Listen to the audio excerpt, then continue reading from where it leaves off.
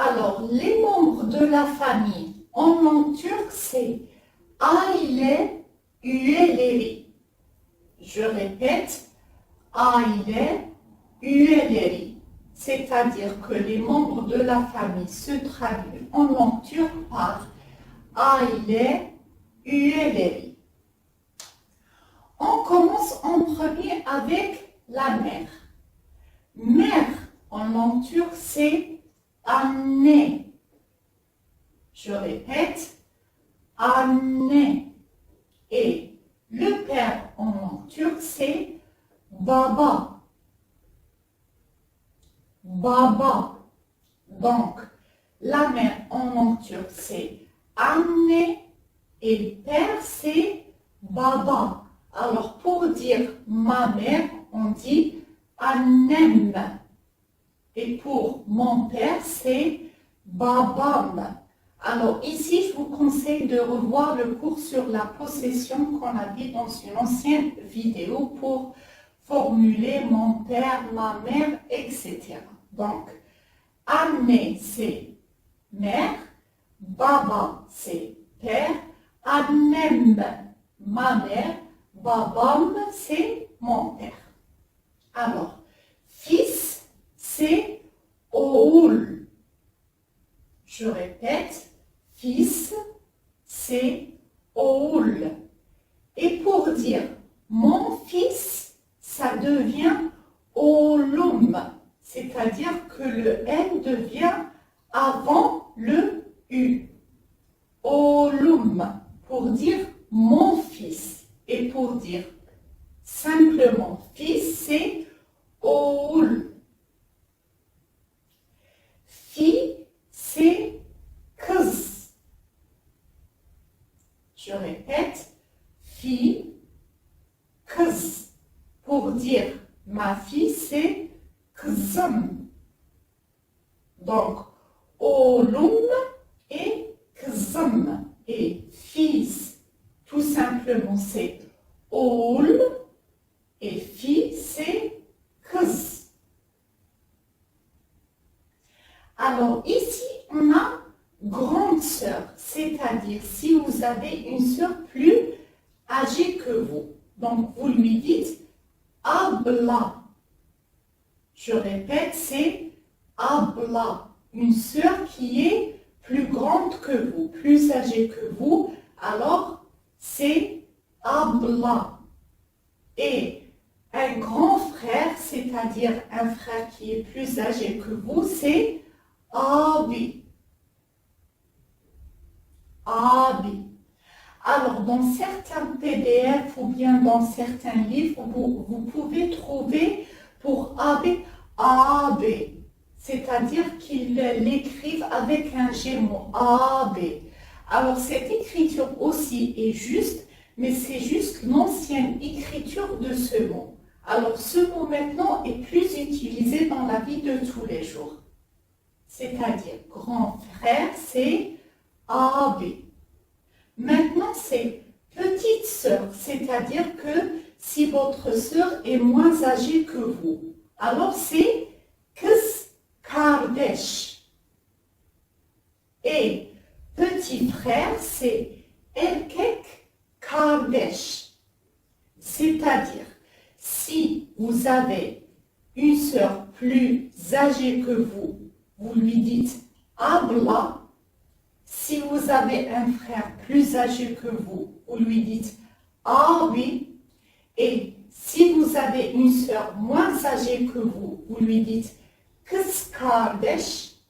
Et si vous avez un frère moins âgé que vous lui dites erkek kardeş. Ici, on a kız et erkek pour différencier entre, c'est-à-dire garçon et fille. Mais en général, c'est kardeş, c'est-à-dire kız kardeşim. Par exemple, si vous parlez avec votre petite sœur directement, vous lui dites directement kardeşim. Mais si, par exemple, vous dites à d'autres personnes que vous avez une petite sœur et un petit frère, vous dites que kız kardeşim kardeşim var et erkek kardeşim var. Donc, on différencie entre les deux, entre kız et erkek, c'est-à-dire fille et garçon. Donc, une sœur qui est plus âgée que vous, c'est abla, et plus petite que vous, c'est kız kardeş. Un frère qui est plus âgé que vous, c'est abi, et moins âgé que vous, c'est erkek kardeş. C'est ça la différence entre les deux. On passe maintenant à grand-père. Grand-père en langue turque, c'est ou bien büyük baba ou bien dede. Mais en général, les Turcs l'appellent dede. Donc c'est ça la prononciation la plus courante. Ici, c'est dede pour grand-père. Alors, j'ai voulu vous mettre aussi büyük baba parce que peut-être vous allez le lire dans d'autres livres ou bien d'autres PDF. Donc, c'est aussi, il l'appelle aussi büyük baba, mais le plus général, c'est dede. Donc, retenez le plus dede pour grand-père. Grand-mère maternelle, c'est-à-dire la mère de votre mère, c'est anne. Je répète, la grand-mère maternelle, c'est-à-dire la mère de votre mère, c'est anne. Et la grand-mère paternelle, c'est-à-dire la mère de votre père, c'est babaanne. Je répète, la grand-mère maternelle, on l'appelle anne en un seul mot, et grand-mère paternelle, c'est babaanne en un seul mot. On passe maintenant à l'oncle maternel, c'est-à-dire le frère de votre mère. C'est dayı. Alors j'essaie de vous expliquer le plus en détail. Donc, l'oncle maternel, c'est-à-dire le frère de votre mère, c'est dayı. Dayı. Et l'oncle paternel, c'est-à-dire le frère de votre père, c'est amca. L'oncle maternel, c'est dayı et l'oncle paternel, c'est amca. On passe maintenant à la tante maternelle, c'est-à-dire la sœur de votre mère. Vous l'appelez teyze. Je répète, teyze. Et la tante paternelle, c'est-à-dire la sœur de votre père, vous l'appelez hala. Je répète, hala. Tante maternelle, teyze, et tante paternelle, c'est hala. Cousin, c'est cousine. Comme vous le voyez, il y a le ou ici. Cousine. Alors, pour dire par exemple une cousine, par exemple, vous dites juste kız cousine. C'est tout. Alors, vous différenciez entre, par exemple, un garçon et une fille, entre kız et erkek. Par exemple, kız cousine. Et cousin, tout simplement, par exemple, un cousin garçon, c'est erkek cousin. C'est juste pour différencier entre les deux. Donc, cousine, c'est kız cousine. Les petits-enfants, j'ai écrit de façon générale, les petits-enfants sont torunlar. Torun, c'est petit-enfant au singulier, et torunlar, c'est les petits-enfants. Alors, pour différencier toujours un garçon d'une fille, par exemple, vous dites j'ai un petit-fils, c'est erkek torun. Et petite fille, c'est kız torun. Toujours, vous différenciez entre un garçon et une fille avec kız et erkek. Donc, kız torun, c'est petite fille et erkek torun, c'est petit-fils. Alors, ici, on a nièce ou neveu, c'est yeğen. Yeğen. Dans la prononciation, le E vire au I un petit peu. Mais dans l'écriture, c'est yeğen. Donc, quand vous l'entendez, yeğen. Donc, pour différencier entre nièce et neveu, toujours pour la nièce, c'est kız yeğen et neveu, c'est erkek yeğen. On passe maintenant à époux. Époux, c'est ou bien koça ou bien eş. C'est-à-dire que, par exemple, pour ma part, mon mari, c'est koçam. Mon mari, koçam. Ou bien eşim. Je peux l'appeler ou bien koçam ou bien eşim. Donc, époux, c'est koça ou bien eş.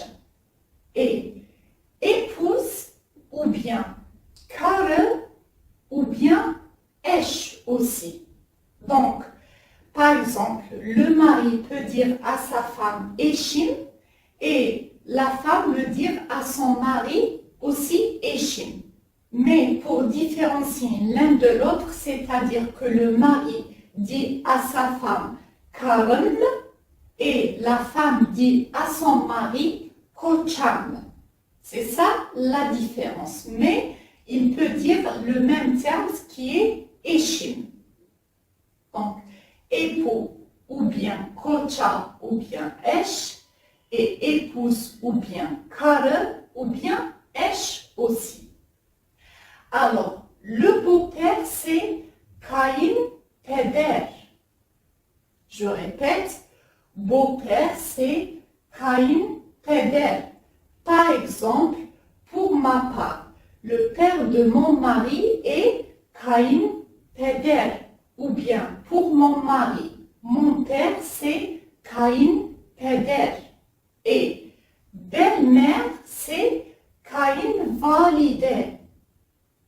Je répète, belle-mère c'est kayınvalide.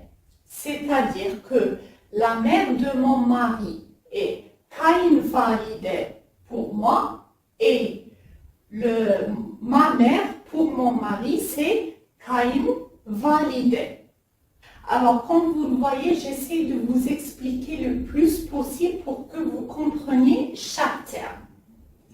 On passe maintenant à belle-fille ou bien la mariée, c'est-à-dire c'est gelin. C'est-à-dire que moi, par rapport aux parents de mon mari, je suis gelin.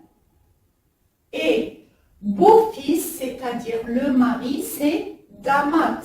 C'est-à-dire que mon mari, par rapport à mes parents, c'est damat. Donc, la belle-fille, c'est gelin et le beau-fils, c'est damat. Alors, on va revoir ça depuis le début. Anne, baba, oğul ou bien oğlum, kız, abla, abi, kız kardeş, erkek kardeş, büyük baba ou bien dede. Alors, le plus fréquemment, c'est dede.